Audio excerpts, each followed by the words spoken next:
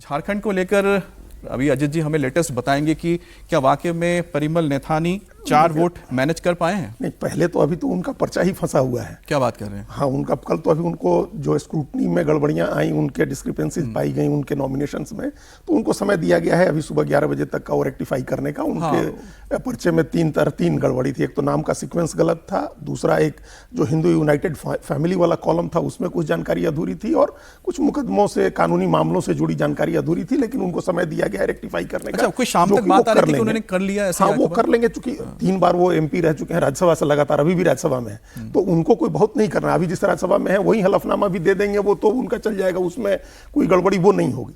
ये चीज खत्म हो जाएगी। चुनाव होगा वहां 18 तारीख को, वोटिंग होगी, चूंकि 2 सीटें हैं और 3 उम्मीदवार हैं, तो वोटिंग का फॉर्मूला आपने बता दिया है कि बीजेपी मतलब एनडीए के समर्थित उम्मीदवार हैं परिमल नाथवानी, उनको 4 वोट चाहिए, उनके पास 24 हैं, 4 चाहिए हैं।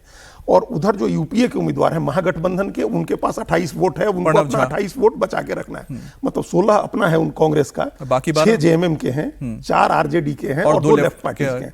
उनके पास 28 चाहिए, 28 हैं, उनको बस अपना 28 बचा के रखना है। नहीं, बचेगा कि नहीं बचेगा तो जानना चाह रहे हैं। वही बचना, अब बचने, अगर देखिए इन्हीं ऐसी ही स्थितियों में परिमल नाथवानी 2 बार राज्यसभा रहे हैं बिहार झारखंड से, 2008 से 14 और 14 से 20, ऐसी ही परिस्थितियां थी, ऐसी ही असेंबली थी, और ऐसी ही जुगाड़ करके वो राज्यसभा। आप मुझे बताइए कि अब जो ये 4 मैनेज होंगे, लेफ्ट को मैं छोड़ देता हूं, आरजेडी पे। बिल्कुल, देखिए आरजेडी के 4 में से 3 वल्नरेबल हैं। जो मंत्री हैं संजय सिंह यादव, उनको तो हम नहीं कह सकते क्योंकि वो मंत्री हैं, तो वो हो सकता है जोखिम न लें, लेकिन बाकी 3 लोग वल्नरेबल हैं। ठीक है, 3 यहां से आ गए, 3 वल्नरेबल हैं। अब तीनों आ जाएंगे या कोई एक दो संभावित मान के चल रहे हैं। वो एक वल्नरेबल है। 3 जेएमएम के जो 6 बच रहे हैं, वो 6 वल्नरेबल हैं, और कांग्रेस के अपने 6 के 6 वल्नरेबल हैं, और कांग्रेस के अपने जो 12 हैं उसमें से 7 वल्नरेबल हैं। अरे और एक जो है झारखंड लोकतांत्रिक मोर्चा के एक एमएलए हैं जयराम महतो, तो वो अपनी पार्टी के अकेले एमएलए हैं, तो वो कहीं भी जा सकते हैं, उनको जहां बेटर डील मिलेगी तो हम उनको डाली देते हैं कि जाएंगे। हाँ। तो वो मान सकते हैं कि वो 24 के साथ एक वो 25 तो 3 बचे, 3 मैनेज करना है, 3 मैनेज करना है। तो इसलिए परिमल नाथवानी के लिए, प्रणब झा के लिए रास्ता मुश्किल है। हालांकि पॉलिटिकल आदमी है,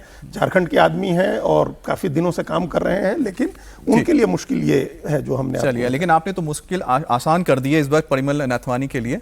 तो सज्जन जी, लेकिन जो महम हो जाता है बीजेपी का अपने बलबूते पर बहुमत हासिल करना, इसका मतलब ये होता है कि आने वाले वक्त में बहुत सारे ऐसे जो बिल्स हैं जिसको लेकर लगातार चर्चा होती रही है, तो क्या रास्ता रहने वाला है? रोड मैप जो बीजेपी पाना चाह रही है, तो तय कर रही है, वो क्या है? देखिए 2014 में जब प्रधानमंत्री मोदी हैं तो पॉलिसी पैरालिसिस की बात उन्होंने की थी कि यूपीए एरिया में पॉलिसी डिसीजन नहीं होते थे। वो पॉलिटिकल भी था, लेकिन कहने का मतलब है एक ट्रांसफॉर्मेटिव पॉलिसी अप्लाई।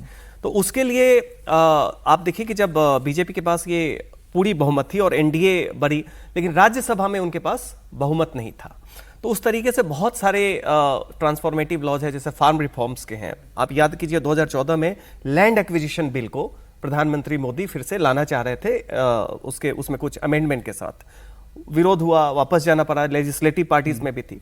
तो इस तरीके से आने वाले टाइम में बहुत सारे ऐसे पॉलिसीज हैं। डिलिमिटेशन हो गया, डिलिमिटेशन तो है ही है। उसके लिए देखिए अभी बात चल रही है कि शायद उसी फॉर्मूले पे डीएमके से बात की जाए कि भाई हर स्टेट का 50% शेयर बढ़ा दिया जाए, क्योंकि अगर आप नहीं बढ़ाएंगे तो नवंबर 2026 के बाद जो अमेंडमेंट किया गया है वो खत्म हो जाएगा, और ऑटोमेटिकली जो डिलिमिटेशन, जो कॉन्स्टिट्यूशनल ओरिजिनल मैंडेट है, वो लागू हो जाएगा। तो वैसी स्थिति में तो सिंपल मेजॉरिटी चाहिए, तो उस हिसाब से तो साउथ को और घाटा होगा। तो साउथ के लिए ये फेवरेबल है कि जो रेशियो है कि आपका परसेंटेज वही रहे 50% हर स्टेट का। तो शायद डीएमके इस चीज को फिर से इस बात पे अभी जो बदले हालात है करें। तो एक तो डिलिमिटेशन की बात हो गई। दूसरा देखिए कॉमन सिविल कोड की भी बात हो सकता है। अभी तक हम लोग स्टेट लेवल पे देख रहे हैं, अब नेशनल, अब पैन इंडिया, वो नेशनल लेवल पे, चूंकि वो कॉन्स्टिट्यूशनल डीपीएसपी का मैंडेट है, उसको आप क्योंकि हमने डिलिमिटेशन का जिक्र किया, तो जिस तरह से बीजेपी के लिए आप कह सकते हैं कि 18 जून के बाद ऐसा मौका आ रहा है 1988 के बाद, जब बीजेपी अपने बूते पर राज्यसभा में बहुमत हासिल कर लेगी, उसी के साथ डिलिमिटेशन को लेकर जो बात हो रही है, तो अगर पश्चिम बंगाल में जिस तरह से ममता का कुनबा टूटना शुरू हुआ है और पूरे के पूरे टीएमसी के अगर सांसद बीजेपी के साथ जुड़ जाएं, तब क्या होगा? 20 की तो बात पहले ही चल रही है। लेकिन इस बीच आपको बता दें कि उनके भतीजे अभिषेक बनर्जी की मुसीबतें खत्म नहीं हो रही है ममता बनर्जी के। आज फर्जी सिग्नेचर केस में अभिषेक बनर्जी की याचिका पर सुनवाई होगी और इस केस में सीआईडी के एक्शन से बचने के लिए हाईकोर्ट का रुख किया गया है। अभिषेक बनर्जी सीआईडी की पूछताछ में शामिल होने से बचते रहे हैं। सीआईडी 3 समन दे चुकी है, लेकिन अभिषेक ने अब तक सवालों का सामना नहीं किया। अभिषेक की याचिका पर हाईकोर्ट का फैसला सुनाता है और इस पर हमारी नजर बनी रहेगी। क्या उनको राहत मिलती है या नहीं मिलती है, वो भी देखना होगा। फर्जी दस्तखत केस में अभिषेक को कल शाम 5 बजे तक सीआईडी के सामने पहुंचना था, लेकिन वो पेश नहीं हुए हैं। सीआईडी तृणमूल कांग्रेस के दफ्तर पहुंच गई। टीएमसी का ऑफिस कालीघाट में है। ममता बनर्जी के ठीक घर के सामने ही ऑफिस है। जैसे सीआईडी कालीघाट पहुंची थी तो टीएमसी नेता भी वहां पहुंच गए। सीआईडी का विरोध करने लगे, उनको अंदर घुसने नहीं दिया। बहुत देर तक वो खड़े रहे। टीएमसी नेताओं ने अफवाह फैला दी कि सीआईडी ने ममता बनर्जी के घर पर रेड की है। अब इसलिए मदन मित्रा, कुणाल घोष तुरंत वहां पहुंचे। सीएम और टीएमसी की जो आरोप हैं, सीआईडी की टीम मुख्यमंत्री को खुश करने के लिए रोज रेड कर रही है, इस तरह से आरोप लगाने लगे। हालांकि ऐसा कुछ था नहीं। कौन केस में है, कौन केस में नहीं है, ये तो हमारा पास इंफॉर्मेशन ऑफिशियल कुछ नहीं है। तो जो भी हो, जब ममता दीदी दिल्ली में है, सब लोग जानते हैं, अनाउंस प्रोग्राम था। उस टाइम में एक lady ex chief minister, leader Mamata Banerjee जैसी, उनके घर पर उनकी एब्सेंस में ये इन्वेस्टिगेशन और क्या चल रहा है कौन जाने। अब विधानसभा चुनाव में करारी हार के बाद ममता अब सपोर्ट की तलाश कर रही हैं। ममता बनर्जी ने कल दिल्ली में सोनिया गांधी से मुलाकात की है। करीब 1 घंटे तक दोनों नेताओं के बीच बात हुई है। नोट करने वाली बात तो यह थी कि ममता बनर्जी डेरेक ओब्रायन को लेकर सोनिया गांधी के घर पहुंची थी। अभिषेक बनर्जी उनके साथ नहीं थे। बताया जा रहा है कि दोनों के बीच बंगाल में चुनाव हार, पार्टी में बगावत और आगे की रणनीति पर चर्चा हुई है। तो जहां एक तरफ सोनिया गांधी के साथ चर्चा में व्यस्त थी ममता बनर्जी, उसी दौरान उनके घर के बाहर जो टीएमसी का ऑफिस है वहां पर सीआईडी पहुंची थी। सर, बताया जा रहा है कि क्योंकि जिस तरह से शोभन देव ने जो एक पर्चा दाखिल करवाया, सामने रखा है, उसमें बताया जा रहा है कि यही वो पर्चा है जिसको रितो ब्रोतो ने बोला कि ये पर्चा वो है जिसमें कौन कौन शामिल हुआ है और मीटिंग में कौन कौन पहुंचा था, सिर्फ उसी के सिग्नेचर है। शोभन देव बता रहे हैं कि ये वही पर्चा है जिसमें ये तय हुआ था कि मैं बनने जा रहा हूं लीडर ऑफ ऑपोजिशन। इसीलिए बता रहे हैं कि सीआईडी के लोग पहुंचे हुए थे, इसीलिए अंदर दफ्तर में नहीं जाने दिया जा रहा था। देखिए, ये तो वो इस 2 मामले हैं। आपने 2 सवाल, दो खबरें एक साथ आपने रखी हैं। हाँ। एक तो ये, इस मामले में सीआईडी भी कुछ ओवर रीच कर रही है। मतलब आपको जांच करनी है, लेकिन एक मैसेज भी बनाना है कि देखिए ममता बनर्जी और तृणमूल कांग्रेस के खिलाफ कार्रवाई कितनी सख्ती से हो रही है। बीजेपी के अपने वर्कर्स को भी एक मैसेज देना है। उस मैसेजिंग का एक काम है ये।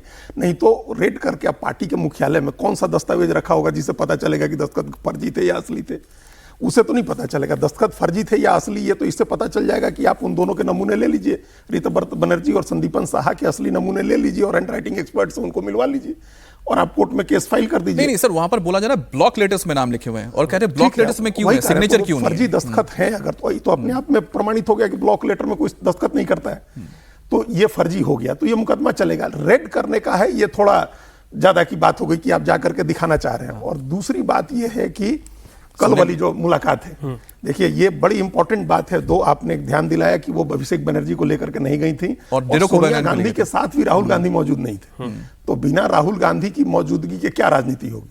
ममता बनर्जी के ऊपर तो राहुल गांधी अटैक कर रहे थे ना, और आगे की जो पॉलिटिक्स करनी है वो सोनिया गांधी को तो करनी नहीं है, वो तो राहुल गांधी को करनी है। तो राहुल गांधी इंदिरा भवन में अपने संगठन की पार्टी के नेताओं के साथ बैठक कर रहे थे, वो भी उस समय 1 घंटे की मीटिंग में नहीं मौजूद थे, और अभिषेक बनर्जी भी नहीं मौजूद थे, जिन 2 लोगों को आगे पॉलिटिक्स करनी है। तो अब ये हो सकता है कि इन सोनिया 5 साल के बाद गई थी ममता बनर्जी। आप कह रहे हैं कि शिष्टाचार मुलाकात है ज्यादातर मोटे तौर पर, और दोनों के बीच में पुराने संबंध ऐसे हैं, परिवार के संबंध हैं, राजनीति की भी बात हुई होगी, लेकिन वो मेटरलाइज तब तक नहीं होगी जब तक अभिषेक और राहुल गांधी नहीं। अजीत जी, आपका ये पॉइंट बहुत सही है, क्योंकि जो आने वाले वक्त में ही टीएमसी हो या फिर कांग्रेस की राजनीति आगे लेकर जाएंगे, दोनों ही वहां पर मौजूद नहीं थे। लेकिन क्या कहीं पर कोशिश हो रही है ममता बनर्जी की कि आखिरी मौका है, जैसे कि संजय राउत या किसी दूसरे कुछ लीडर्स कैसे ना बातें जो चर्चा में चल रही है, कोई उनको सजेस्ट कर रहे हैं कि क्या आप विलय क्यों नहीं कर लेते थे अपनी पार्टी कांग्रेस के साथ टीएमसी को? देखिए, वही एक मौका है, क्योंकि 1998 में सोनिया गांधी थी कांग्रेस की अध्यक्ष। उसी समय में ये ममता बनर्जी टीएमसी बनाई थी कांग्रेस से अलग होके, क्योंकि उनका अपना एक ग्रीवांस था कि प्रणब मुखर्जी वगैरह थे, क्योंकि वो लेफ्ट के साथ जुड़ गए थे और बंगाल की राजनीति में इनको प्रश्रय नहीं दिया जा रहा था।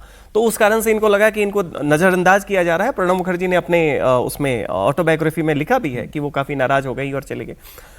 अब अगर आप टीएमसी के पर्सपेक्टिव से देखिए तो वो अभी टीएमसी एक ऐसा ब्रांड है जो जनता के आक्रोश का शिकार है। कहीं भी उसके नेता जा रहे हैं, चोर चोर लोग चिल्लाना शुरू करते रहे।